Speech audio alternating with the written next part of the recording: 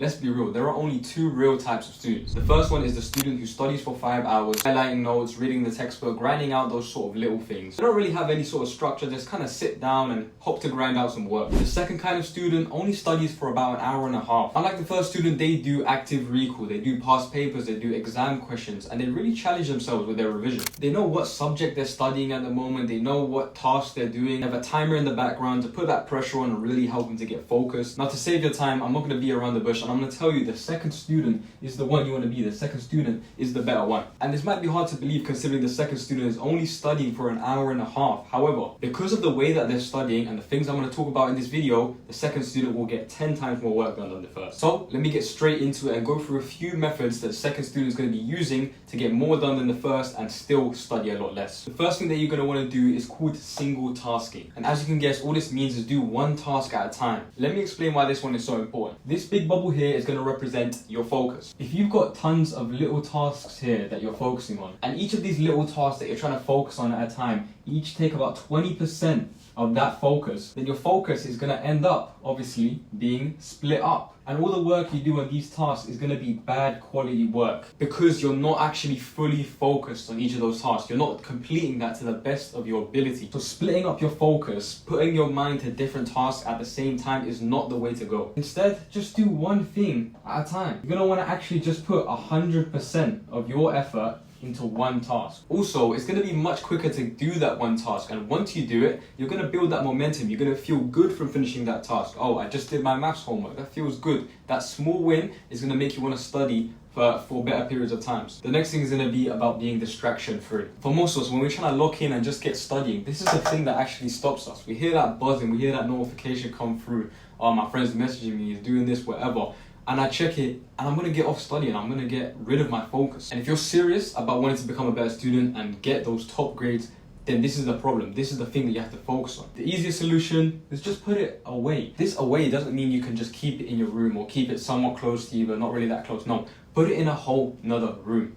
Put it in a whole nother section of your house, of your flat, or wherever you're doing your study. This means it's completely out of your sight, out of your mind, and it's going to be harder to get to. That creates an obstacle in your mind and makes you not want to do this bad habit anymore. The next thing is any sort of clutter or mess in your environment is something that you want to get rid of quickly so that doesn't really distract you as well. For me, that's personally something that I want to get rid of and that makes me feel more focused. For other people, it might be something else. But anything that actually distracts you in your environment, you need to try and remove. For example, I'm someone that doesn't like a lot of noise when I'm trying to study. So I normally have these headphones that I put on and it's just noise cancelling and it makes me feel a lot better and a lot more focused when I'm studying. Making your environment distraction free means you can lock in quicker and you can study less and get more done in that time. Okay, so the next thing is going to be to use constraints. This next technique I'm going to talk about has everything to do with something called Parkinson's law, which literally states that work expands to fill the time available for its completion. Let's pretend that I have a physics paper to do. Now, if I tell myself, okay, I'm going to give myself 3 days to complete this paper, then what Parkinson's law is saying is that my work will expand to fill that time, to fill that 3 days. I'm only going to work as fast and as efficient as I can to finish it in 3 days. If this 3 days is a lot longer than you actually need, this might mean that you work a lot slower, that you don't really focus when you're doing the paper because you have 3 whole days. It doesn't really take you that long normally. However, if I just give myself 4 hours to do that exact same paper, then suddenly I'm going to work a lot faster. My work is going to expand to fill that time, which means I'm going to work more focused. I'm going to be under a little bit more pressure. For a lot of people, when you give yourself these constraints, when you give yourself these time constraints on your work, it gives you that challenge and it gives you that feeling that, oh, you have to do this, and it puts you under that pressure that might just, I might say it might just make studying a little bit fun. So my point is this, look, work expands to fill the time available, right?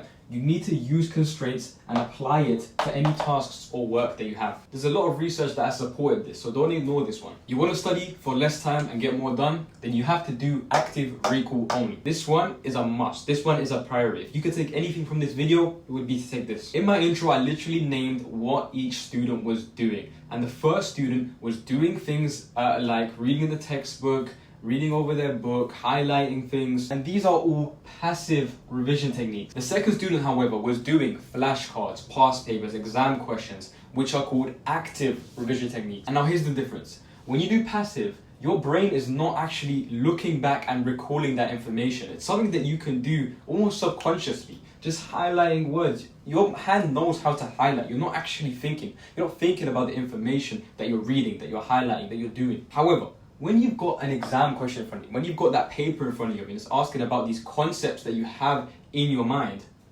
you have to actually go back. You have to actually recall that information. You actually have to think, whoa, like, what is going on with this question? Let me step back, let me look at it, let me think back to my lessons, to my revision. So it's safe to say in your revision sessions, you should do active recall only. The way I want to sum this up is kind of thinking about it like this. With passive recall, okay, say I read 3 entire textbooks, read them all the way back to front on, let's say, physics, right? 3 physics textbooks, read them back to front. Or instead, I did 300 exam questions from physics papers. So the same stuff, the same content, the same actual things in both, but one of them, I'm reading the book, and the other one, I'm actually doing the questions. I don't know about you guys, but doing the questions will teach you 100 times more than just reading the book. At the end of the day, your final exams are gonna be on questions. They're gonna be actual physical questions. So why not do them for your revision as well? Some examples of active recall for your information is going to be flashcards, it's going to be past papers, it's going to be exam and practice questions. Any sort of thing that makes you recall that information rather than just doing it like this. Also, blurting is also active recall. I forgot to mention that one, which is also really good for essay subjects. Last thing is something not a lot of us actually do, and that's take proper study breaks. The students that study for that small amount of time and somehow absorb all the information are the ones that take proper breaks. Now tell me if this sounds familiar, okay? You've done a bit of work, you've actually built some momentum, and you say, okay, let me take my breaks, my brain's getting a bit foggy. No problem. You go and take your break, you sit on your bed, and you just start scrolling on your phone. You just start scrolling on TikTok and Instagram and watching these YouTube videos, and suddenly that 15-minute break that you wanted to take has turned into 30.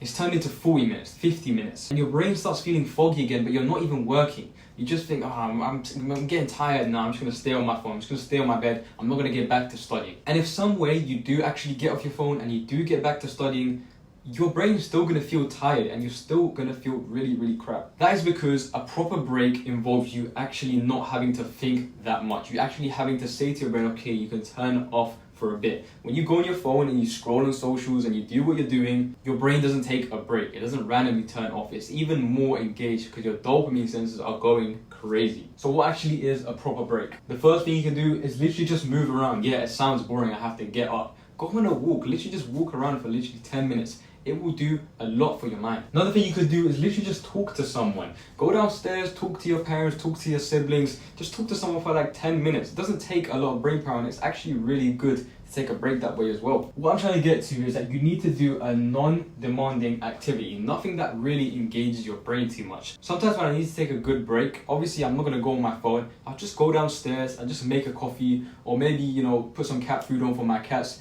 Do something that's so mundane, that's kind of boring, that you don't really need to think about. That's a proper break. It means when you come back to work, you're gonna feel fresh, you're gonna feel good, you get a studying done, no problem. So those are the best ways I could think of to study less and get more done, and how I did it and got my results when I was a student. I appreciate all of you that watch these videos, and for anyone new, I have a special community for students trying to focus and stop procrastinating and really get those top grades. And it's completely free to join, has tons of resources you can use. So if you're there, why not? So I hope you guys enjoyed this video and I'll see you in the next one.